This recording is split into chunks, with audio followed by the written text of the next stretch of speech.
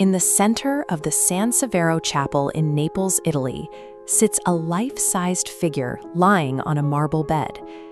There is a point where human skill becomes so extreme that observers stop calling it skill. They start calling it magic, alchemy, the impossible. This is the veiled Christ. Looking at it, your brain registers three distinct materials: the cold stone of the bed, the woven fabric of the shroud, and the soft flesh beneath. But your eyes are actually looking at just one. Everything here was carved from a single block of Carrara marble. The shroud does not sit on top of the figure the way stiff fabric rests on a table. It clings. It follows the exact hollow of the throat, the ridge of the collarbone, and pulls tightly into the negative spaces between the fingers. The man who held the chisel was a 32-year-old sculptor named Giuseppe San Martino, who finished the piece in 1753. The visual evidence was so jarring that observers' brains simply rejected the idea of human creation. For nearly 3 centuries, people concluded that the only logical explanation for this sculpture was dark magic. The man who commissioned the sculpture was Raimondo di Sangro, the Prince of San Severo. He was the Grand Master of the local Masonic lodge and a practicing alchemist. He was an inventor whose creations bordered on elaborate performance art.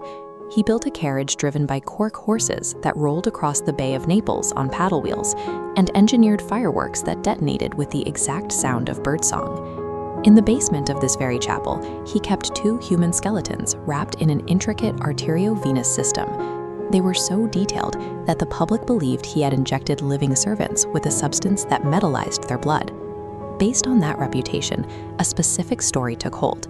Visitors whispered that the prince had taught San Martino a secret chemical process to transform a real physical linen cloth into crystalline marble.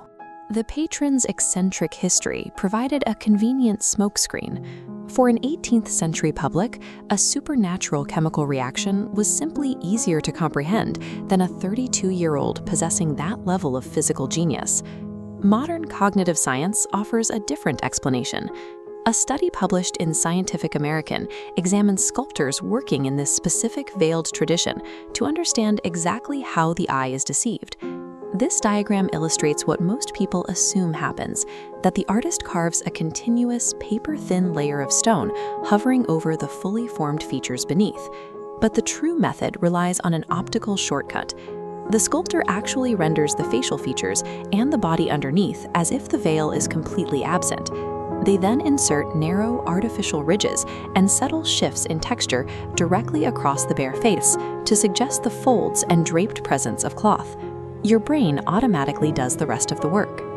It processes those geometric cues and artificially fills in the transparency effect, generating a see-through veil that is not physically present in the marble. San Martino did not use chemistry to alter the stone. He used extreme anatomical and spatial awareness to hack the human visual processing system. The final piece of evidence dismantling the myth sits away from the chapel, preserved inside the historical archive of the Bank of Naples. Buried in the documentary record is a simple payment receipt dated December 16, 1752, authorizing 50 ducats to be paid to San Martino for his work. The receipt explicitly describes the commissioned statue as a figure of Christ covered by a veil, quoting the text, also of marble. A routine bank transaction confirms what the public refused to accept for decades. The entire object, shroud and all, was carved by hand from a single rock. A 32-year-old human understood stone, anatomy, and the biological flaws of the eye well enough to outsmart centuries of viewers. That physical reality is a far greater miracle than any alchemical spell. Walk into the center of the San Severo Chapel in Naples, and you will be confronted by a piece of stone that actively defies logic. Your eyes register transparent fabric resting delicately over a human body. The surface ripples and clings to the anatomy underneath, behaving exactly like weightless silk. This visual evidence is so convincing that it birthed a persistent historical legend. People claimed the creator used alchemy, a chemical process to petrify real cloth and fuse it to the marble figure, rather than carving it. but the documents tell a different story. Detailed correspondence from the Prince of San Severo confirms the veil was carved from the same block as the figure. It was manually chiseled from a single solid piece of rock. The legend persists anyway because the alternative is harder to accept, that a young man with a chisel did this by hand, with no tricks and no chemistry.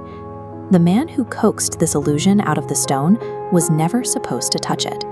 The prince originally commissioned Antonio Corradini, a Venetian master who had spent his entire career perfecting the art of veiled marble.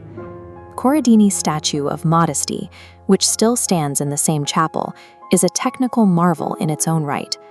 It set the expected standard for how a body should be visible through carved stone drapery.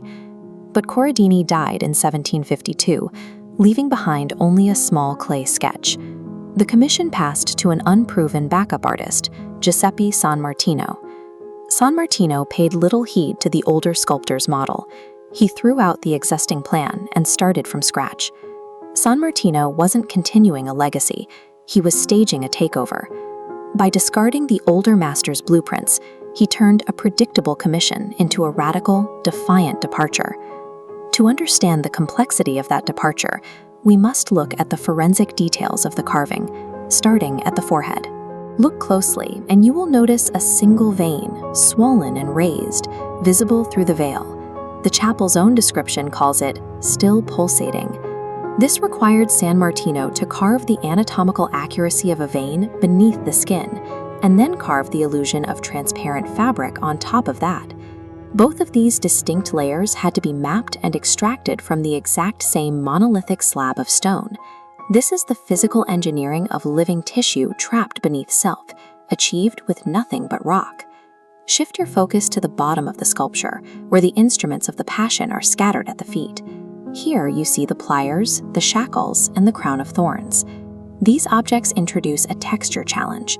San Martino forces the eye to perceive the distinct surfaces of metal, fabric, and flesh simultaneously, all from a single piece of marble.